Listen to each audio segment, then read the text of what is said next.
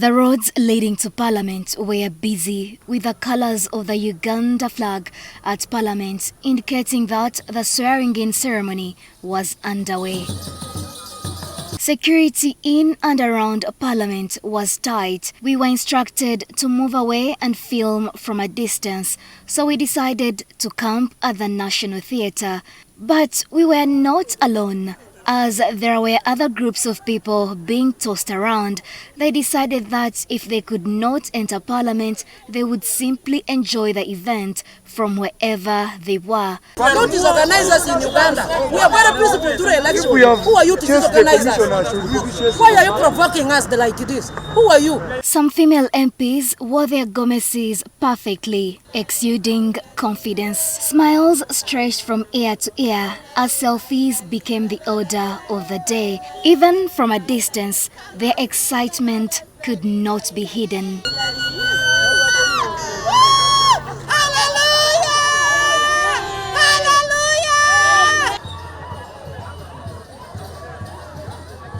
To our dear honorable members of Parliament, thank you for showing up in style. The elegant attire and carefully chosen outfits did not go unnoticed. Mwebale nnyo. We can only hope the same energy used to prepare for this day will be carried into serving the people over the next 5 years under this term. With only a limited number of people allowed inside Parliament, many supporters escorted their MPs as far as they could before waiting at the National Theatre. Different groups arrived dressed in various attires, some in culture wear representing their regions proudly. Others arrived determined to make a statement. For a moment, one would think this was a music festival or culture gala. Every kind of dance style seemed to be present. Some dances were familiar, others left us completely confused. But one thing was certain. People were enjoying themselves. Some danced like nobody was watching, fully lost in the joy of the moment. Jonam County MP-elect Marshall Alenyo, joining Parliament for the first time, decided the moment could not pass quietly. He arrived with culture dancers representing the people of Jonam in Pakwach. The dancers moved with rhythm, their waists swaying effortlessly. They blew the Angwara trumpets of the Alur. From a distance, the men blowing them looked like they needed strong lungs. Their cheeks puffed as the sounds echoed through the crowd. Others wore attire that looked ancient, Aliman kind of attire. It's called Lao. It is made of sheep skin. You know, sheep. It's made of sheep skin.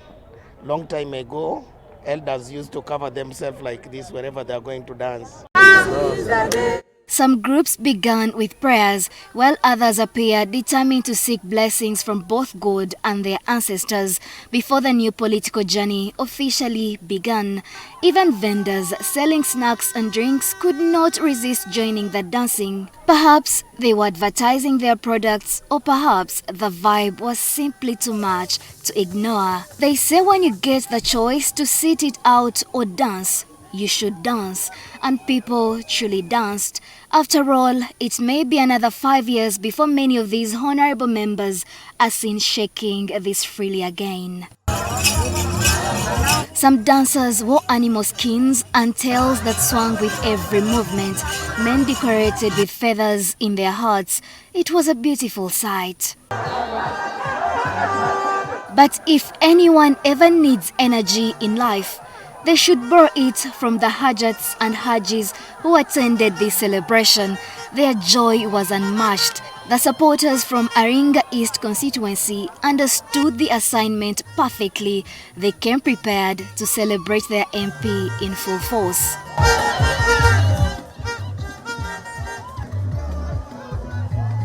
One woman, completely overtaken by excitement, handed her baby to a gentleman nearby.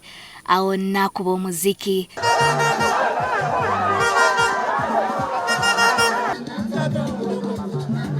The elders too refused to be left behind. Some removed their glasses before dancing. Age here did not matter. The giant speaker they carried as they entered the theater, it was clear these people had not come to play.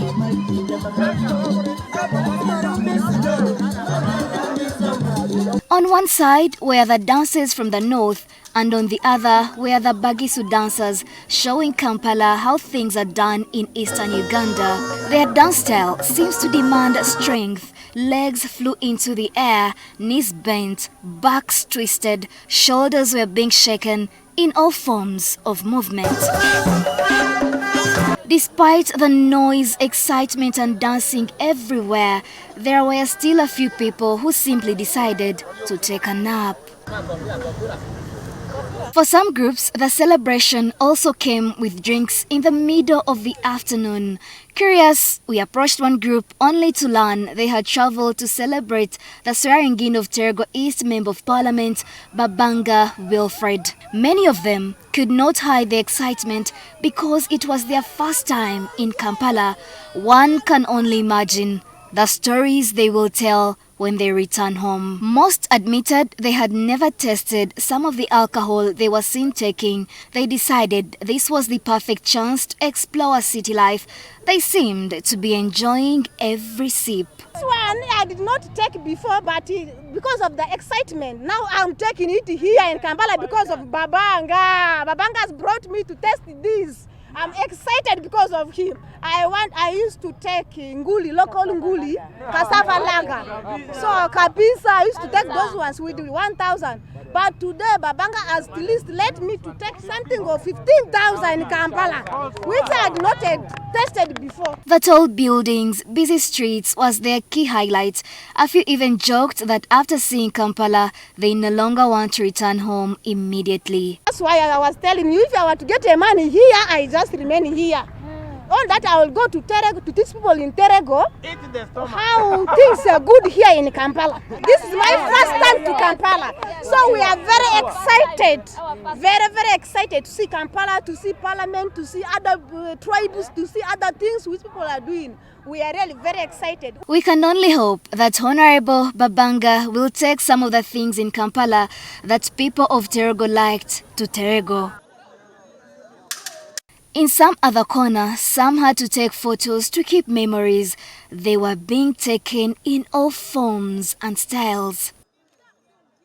No, but Atukunda, NTV News.